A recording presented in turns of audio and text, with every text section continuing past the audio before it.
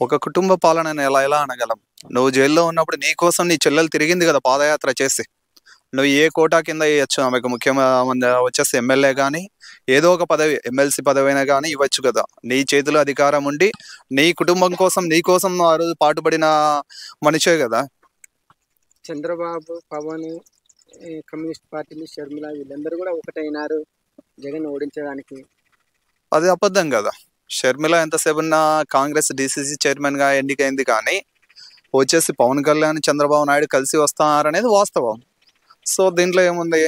Main ప్రజలకి ఏం జరుగుతాందనేది ఎవరికీ అంటే తెలియకోకుండుంది. చంద్రబాబు నాయుడే షర్మిలను ఈ విధంగా వాడు యూజ్ చేసుకుంటాడు వాళ్ళ అన్న మీదకి అనేదే వస్తున్నాయి విమర్శలు. అవునండి. షర్మిలను చంద్రబాబు నాయుడు పంపించినాడనేది అబద్ధం. ఇప్పుడు నువ్వు చేసిన మనిషే ఆ రోజు, ఈ రోజు నీ పైకి ఎనికి తిరుక్కుందంటే నువ్వు చేసిన తప్పుల వల్లనే నీకు ఎదురు తిరిగింది. ప్రజెంట్ ఆ రోజు నీ కోసం పాటుపడిన మనిషికి నువ్వు ఏ ఎమ్మెల్సీ కోటా కింద ఏ పదవి ఇవ్వకూడదు. కనీసం డీసీసీ చైర్మన్ అయినా ఇవ్వచ్చు కదా నీ అధికార పార్టీలో. కనీసం ఒక ఎంపీటీసీ సీట్ అయినా ఇప్పించచ్చు కదా ఆమెకు.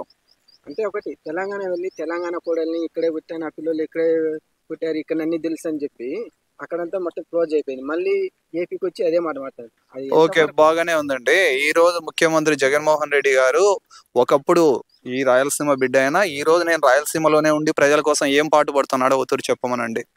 ఎంతసేపు ఉన్నా కోస్తాలోనే పని చేస్తానా, వాళ్ళ కోసం చేస్తానా అంటాను. రాయలసీమలో ఏం చేసినాడు ప్రజలకు? అందుకే కదా 3 రాజధానులు తీసుకుని వస్తున్నాయి. 3 రాజధానులు అన్నారు, బాగానే ఉంది. ఆ రోజు చంద్రబాబు నాయుడు ఒక రాజధానికి నువ్వు సమ్మతించింటేనే, ఆ రోజు అమరావతి అనే పేరు పెట్టి నువ్వు ఆ రోజు ఆమోద ముద్ర తెలిపింటేనే కదా ప్రతిపక్షంలో ఉన్న ముఖ్యమంత్రి కదా నువ్వు ఆ రోజు. అంటే నీకు ఒక న్యాయము, పక్కన వాళ్ళకి ఒక న్యాయం ఉంటుందా? లాస్ట్ ఒక మాట చెప్పండి. ఖచ్చితంగా అంటే ఇప్పుడు ఇక్కడ తిరుగుతుంటారు కదా పబ్లిక్ లలో. అవునండి. ఎలా ఉంది రెస్పాన్స్? లాస్ట్ ఎవరు అధికారంలోకి ఎవరు వస్తారు?